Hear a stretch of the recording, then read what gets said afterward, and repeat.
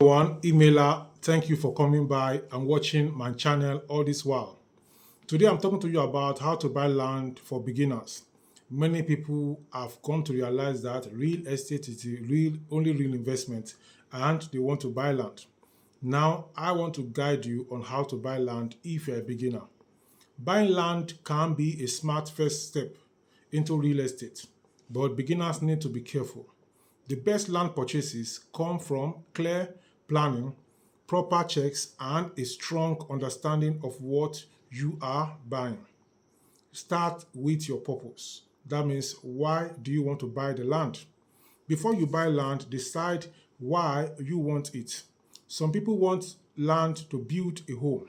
Some want it for farming or business, and others want it as an investment to sell later at a higher price. All these are good, but at the same time, you need to define the purpose properly. Your purpose why you want to buy the land matters because it affects the kind of land you should choose. A plot suitable for a house may not be ideal for farming, and commercial land may have different rules from residential land. This is why you need to know why you want to buy the land so that when you see the land, you can know whether it's residential from point zero or whether it is for commercial use. Then you also need to set a budget. The first rule for beginners is to know how much you can afford. Do not focus only on the price of the land. Include extra costs like the cost of survey fees, legal checks, taxes, registration, and possible development expenses. All these are the things you should put into it. Don't just look for money for land alone. Also look for money for survey, look for money for charting, look for money for other things that you need to do like land registration. It is safer to buy land within your budget than to stretch too far and struggle with hidden costs later. Good planning helps you avoid pressure after the purchase. There was a land I bought in Lagos many years ago, precisely Ikorodu, and precisely Gbogbo. And then after some time, I was told that some people were building on the land. By that time, they were telling me I didn't have, in fact, I was struggling to fit. I couldn't go until later on when I bounced back. So you need to check the location of your land. Location is one of the most important parts of land buying. A good location can increase in value faster and it can attract buyers later and make future development easier. Look at access roads, nearby facilities, the population growth, and whether the area is likely to develop in the future. If you are buying to live on the land, check schools, hospitals, transport, and security in the area. Like there was an area I bought land, and then a general hospital was built there by the former wife of the president of Nigeria. In fact, it is named after her, and many other things happening that make land in that area to develop. Then you need to verify the land ownership. Never buy land without confirming who truly owns it. Ask for the documents, sale records, and any other papers that prove the seller has the right to sell the land. This step is one of the most important for beginners because land fraud and ownership disputes can be expensive and stressful. If the documents are unclear, take time to verify them before paying anything. You can involve a lawyer, involve a land surveyor, a property surveyor to help you to look at and to verify, and then you pay them their own fees. Then you need to understand land use. You should also check how the land can legally be used.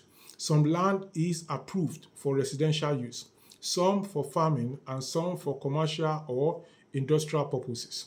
So know exactly what the government has put that land with that land, what government is wanting to use that land for.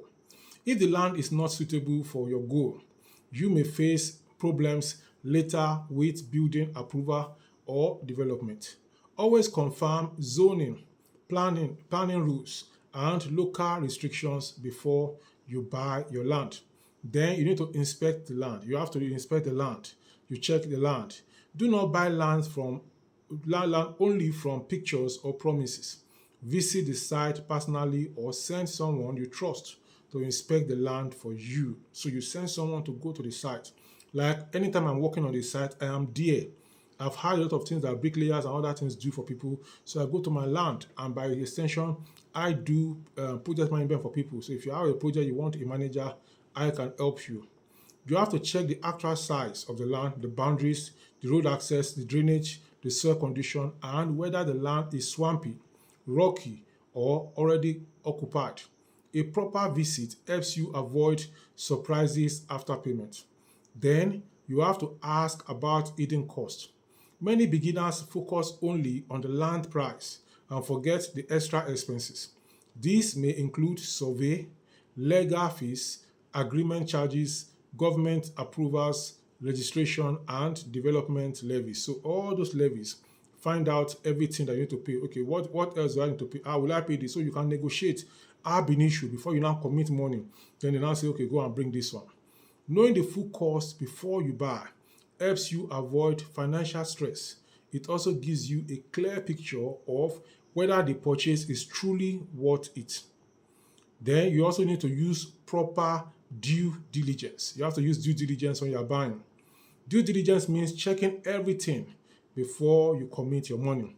This includes ownership, access, boundaries, land use, approvals, and the seller's reputation. You see, there was a land I bought somewhere, and then they said that that's the road is in front of my land. Later on, they sold the front, so I didn't even have everywhere they sold it. So the land is landlocked. I can't go out. The person that now bought the front now sold the front to me, and then I sold it to a friend. If possible, get help from a lawyer, surveyor, or real estate expert. For beginners, expert guidance can prevent costly mistakes and give you more confidence. Then you need to make payment carefully. Don't just make payment anyhow. Be careful when making payment. Once everything checks out, pay through a clear and traceable process. Keep receipts, agreements, and copies of every document you sign. Do not rush because the seller is pressuring you. A safe land, a safe land deal is better than a fast one. It is important that your land should be a safe land.